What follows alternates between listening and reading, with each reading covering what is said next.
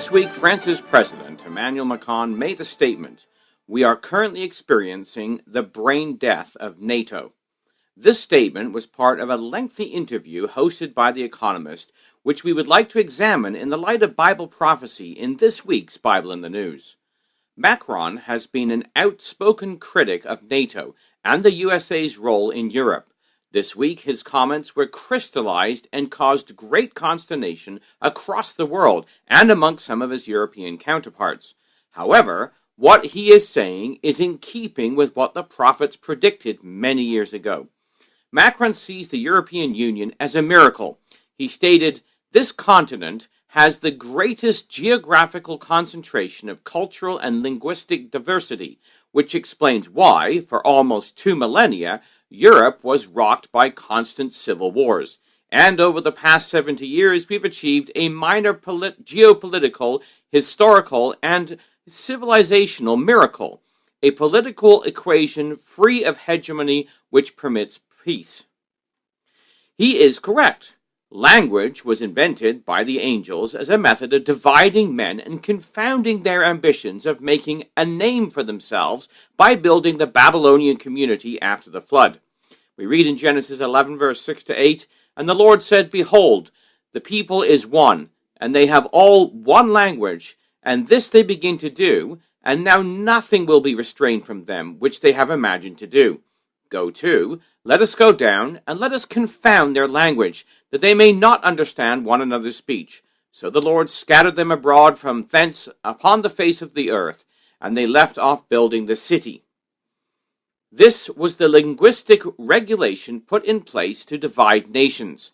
However, the prophets spoke of a time when different European nations would combine once again to complete building the Babylonian community. Revelation records this phenomenon in chapter 17, verses 12-13. "The 10 horns which thou sawest are 10 kings, which have received no kingdom as yet, but receive power as kings 1 hour with the beast. These have one mind, and shall give their power and strength unto the beast." Well, the European kingdoms would combine by having one mind. That is what the European Union has miraculously achieved. Britain is wrestling through Brexit because it is not of one mind with the European nations who form the beast. The rest of the nations are on track to pull together. However, this grand design has some roadblocks that stand in the way. There are the other alliances the nations of Europe are currently participants in, one of which is NATO. Macron described NATO's genesis in these terms. "NATO was designed in response to an enemy, the Warsaw Pact. In 1990, we didn't reassess this geopolitical project in the sunlight when our initial enemy vanished. The unarticulated assumption it is that the enemy is still Russia. So the question about the present purpose of NATO is a real question that needs to be asked." He stated that what was needed was an aggiornamento. I had to look this word up to properly understand its meaning. The dictionary stated, aggiornamento, Italian, bringing up to date, was one of the key words used during the Second Vatican Council both by bishops and the clergy attending the sessions, and by the media and Vaticanologists covering it. Well, isn't that interesting that he should use this word, one of the key words of Vatican II, to describe the need for an update to Europe's relationship with NATO? He is clear on why he believes an update is needed. He stated, "We find ourselves for the first time with an American president who doesn't share our idea of the European project, and the American policy is diverging from this project. We need to draw conclusions from the consequences. The consequences, we can see them in Syria at the moment. The ultimate guarantor, the umbrella which made Europe stronger, no longer has the same relationship with Europe, which means that our defense, our security, elements of our sovereignty must be rethought through. I didn't wait for Syria to do this. Since I took office, I've championed the notion of European military and technological sovereignty." End quote. He sees America with a completely different outlook on the European project, which we could call the Babylon Project. This makes perfect sense. At the time of the end, America sits in an entirely different camp than the Europeans. Europe will compromise the beast, who is directed by the Vatican, the harlot of Revelation. We read this in Revelation 17, verses 3 to 5. So he carried me away in the spirit into the wilderness, and I saw a woman sit upon a scarlet-colored beast, full of names of blasphemy, having 7 heads and 10 horns. And the woman was arrayed in purple and scarlet color, and decked with gold and precious stones and pearls, having a golden cup in her hand, full of abominations and filthiness of her fornication, and upon her forehead was a name written, Mystery, Babylon the Great, the mother of harlots and abomination of the earth. This conglomeration depicted in Revelation is destined to make war with the Lord Jesus Christ, while the Tarshish nations, America and Britain, will be subservient in the end, as we read in Psalm 72. America, and Britain for that fact, view the European Union as a market, a place to do business. But Macron has a different view of Europe. He states, Europe was built on this notion that we would pool things that we had been fighting over, coal and steel. It then structured itself as a community, which is not merely a market, it's a political project. But a series of phenomena have left us on the edge of a precipice. In the first place, Europe has lost track of its history. Europe has forgotten that it is a community, by increasingly thinking of itself as a market, with expansion as its end purpose. This is a fundamental mistake because it has reduced the political scope of this project, essentially since the 1990s. A market is not a community. A community is stronger. It has notions of solidarity, of convergence, which we've lost, and of political thought. End quote. So this notion of market versus community has been playing out in the name even of the EU, moving from the European Common Market to the European Economic Community to the European Union. The first is purely commercial, viewing Europe as a market. The second has elements of both economy and community.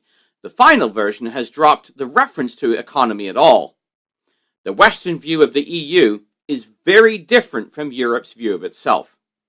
Macron sees a divorce from America as necessary, or at least a separation. There is a completely different outlook on what Europe is and what NATO is. NATO nations were bound together by Article 5, which states, the parties agree that an armed attack against one or more of them in Europe or North America shall be considered an attack against them all, and consequently they agree that if such an armed attack occurs, each of them, in exercise of the right of individual or collective self-defense recognized by Article 51 of the Charter of the United Nations, will assist the party or parties so attacked by taking forthwith, individually and in concert with the other parties, such actions as it deems necessary, including the use of armed force, to restore and maintain the security of the North Atlantic area. Any such armed attack and all measures taken as a result thereof shall immediately be reported to the Security Council. Such measures shall be terminated when the Security Council has taken the measures necessary to restore and maintain international peace and security. End quote. Well, this premise has become very frayed. America believes the European nations have not held up their end of the bargain, letting their armies fall into disarray and leaving America to foot the bill. President Trump has made it clear that for NATO to survive, the nations of Europe need to step up to the plate. And Macron highlighted America's changing attitude when he stated, in my discussions with President Trump, where he says, it's your neighborhood, not mine, when he publicly states, the terrorists, the jihadists that are over there, they're European, they're not American. And when he says, it's their problem, not mine, we must hear what he is saying. He's stating a fact. It simply means what was only implicit under NATO until now. I am no longer prepared to pay for and guarantee a security system for them, so just wake up. End quote. So Macron is taking this statement seriously and using it to push his agenda of disconnecting from NATO and building a sovereign European army. The concept of a European army is no surprise to Bible students. It is in fact a prophetic requirement. Consider the words of Revelation 17. These have one mind and shall give their power and strength unto the beast.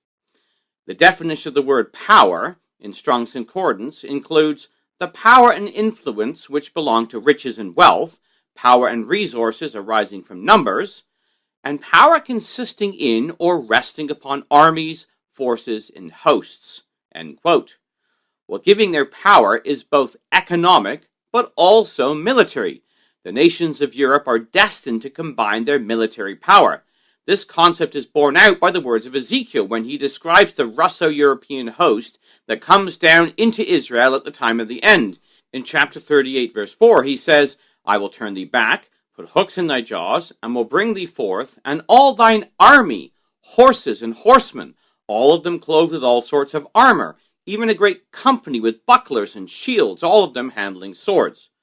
Well, this includes Gomer and all his bands, the area of France and Germany, and the land of Magog, the old Warsaw Pact area of Europe, which are both united into the European Union. It's no surprise then to see Macron pushing for the creation of a European Union army in place of NATO. He states, I'd argue that we should reassess the reality of what NATO is in the light of the commitment of the United States. Secondly, in my opinion, Europe has the capacity to defend itself. European countries have strong armies, and in particular France. We are committed to ensuring the safety of our own soil as well as to many external operations. End quote. Well, European nations have been signing their own defense pact aside from NATO. As Macron goes on to state, Europe may be in a position to do so if it accelerates the development of European defense. We've decided on enhanced cooperation between several member states, which include pooling a solidarity clause between member states. A European Defence Fund has been set up. We have the European Intervention Initiative, designed to be complementary to NATO. But you also need to have stress tests on these issues. France knows how to protect itself. After Brexit, it will become the last remaining nuclear power in the European Union. End quote. Well, that last statement should give us pause to consider its growing role in the future. The concept of a European army has been dormant for years, but has been revived very recently, according to Macron, who said European defense was relaunched in the summer of 2017. It was something that hadn't been put on the table since the mid-1950s, despite various efforts that began in 1999. On defense, Europe has moved quite quickly, much more so than on other issues, because it's basically a new environment. We need to share this geopolitical awareness and make sure that everyone is on board. End quote. Well, even though Germany balked at Macron's statement regarding NATO, he had the following to say about the Germans. On defense, they are with us, which was taboo. They are with us strategically, including on ambitious projects, including on arms exports. That's a real asset. End quote. It is clear that a divergent path between Europe and the West has been developing, and Macron is very clear on this. He says, I think Europe's agenda was imposed on it for years. We were too slow on many issues, but it wasn't really a question we wanted to ask ourselves because we lived in a trade maximizing world with secure alliances. The dominant ideology had a flavor of end of history, said there will be no more great wars, tragedy has left the stage, all is wonderful. The overriding agenda is economic, no longer strategic or political. In short, the underlying idea is that if we're all linked by business, we'll be fine, we won't hurt each other. In a way that the indefinite opening of world trade is an element of making peace. He goes on to state that within a few years, it became clear that the world was breaking up again. The tragedy had come back on the stage, that the alliances we believed to be unbreakable could be upended, that people could decide to turn their backs, that we could have diverging interests, end quote. This seemingly unbreakable alliance between Europe and America has been upended in Macron's view. He sees the need to look beyond trade-maximizing alliances to something else. He sees a need to balance power, meaning competing with America. He states, I think it's France's role as a permanent member of the Security Council, a nuclear power, founding member of the European Union, a country which is present through its overseas territories on every continent, and which remains very present because of the French-speaking world. We have unparalleled reach. He goes on to state, our traditions and our diplomacy or diplomatic history are different. We're less aligned with American diplomacy, which in this world gives us more room for maneuver. When I say balancing power, that also raises the question of our allies, he says. But to put it very simply, we have the right not to be outright enemies with our friends' enemies. In almost childish terms, that's what it means. That we can speak to people and therefore build balances to stop the whole world from catching fire. I don't think it's the least bit incompatible, because it's first of all what enables us to be effective and have leverage in the European neighborhood. End quote. Well, what does that mean? France is moving away from America and looking to other powers in its European neighborhood. Macron has been calling for a strategic dialogue with Russia. First, he says, European defense. Europe must become autonomous in terms of military strategy and capability. Second, he says, we need to reopen a strategic dialogue without being naive, and which will take time, with Russia. Because what all this shows is that we need to reappropriate our neighborhood policy. We cannot let it be managed by third parties who we don't share the same interests. So that, for me, is an important point. It's a priority issue which is both geopolitical and military. End quote. Well, to reappropriate is defined to adapt something from its original purpose or to reclaim or recover something for one's own use. Macron is pointing out that America is coming from a completely different way of thinking. It doesn't have one mind with Europe, and consequently, Europe needs to make moves of its own interests. The stated strategy is to reconnect with Russia. Now, the scriptures are clear that the invader in the latter days is a Russo-European alliance. Daniel 2 paints the picture of the Babylonian, Medo-Persian, Greek, Roman, and European elements entering into the final conflict together. We read in chapter 2 and verse 35, then was the iron, the clay, the brass, the silver, the gold, broken in pieces together, and became like the chaff of the summer threshing floor, and the wind carried them away, that no place was found for them, and the stone that smote the image became a great mountain, which filled the whole earth.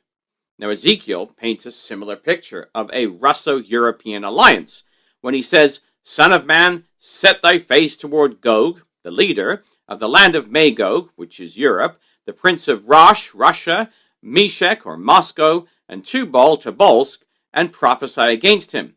Gomer, France and Germany in verse 6, and all his hordes in the house of Togarmah, the Caucasus, in the uttermost parts of the north, and all his hordes, even many people with thee. Reading from the RV and adding some interpretation into there. This Russo-European alliance is what the scriptures prophesy and exactly what France is calling for. Here are some excerpts from Macron's comments on Putin. He says, I look at Russia and I ask myself what strategic choices it has. One option is rebuild a superpower by itself. That will be extremely difficult, even if our own errors have given it some leverage. He goes on to state a second path that Russia could have taken is the Eurasian model. But he states, I don't believe for 1 second that Putin's strategy is to become China's vassal. And so, what other options does he have left? Reestablishing a policy of balance with Europe, being respected. I don't see how in the long term, he goes on to state, his project can be anything other than a partnership project with Europe. End quote. So Macron's vision of balancing power in the world is rebuilding a partnership with Russia. He states, if we want to build peace in Europe, to rebuild European strategic autonomy, we need to reconsider our position with Russia. That the United States is really tough with Russia, it's their administration, political, and historic superego. But there's a sea between the two of them. It's our neighborhood. We have the right to autonomy, not just to follow American sanctions, to rethink the strategic relationship with Russia, without being the slightest bit naive and remaining just as tough on the Minsk process and on what's going in Ukraine these days. But it's clear that we need to rethink this strategic relationship. We have plenty of reasons to get angry with each other. There are frozen conflicts, energy issues, technology issues, cyber defense, etc. What I've proposed is an exercise that consists of stating how we see the world, the risks we share, the common interests we could have, and how we rebuild what I've called an architecture of trust and security. He goes on to state, having a strategic vision of Europe means thinking about its neighborhood and its partnerships, end quote. Well, this is what the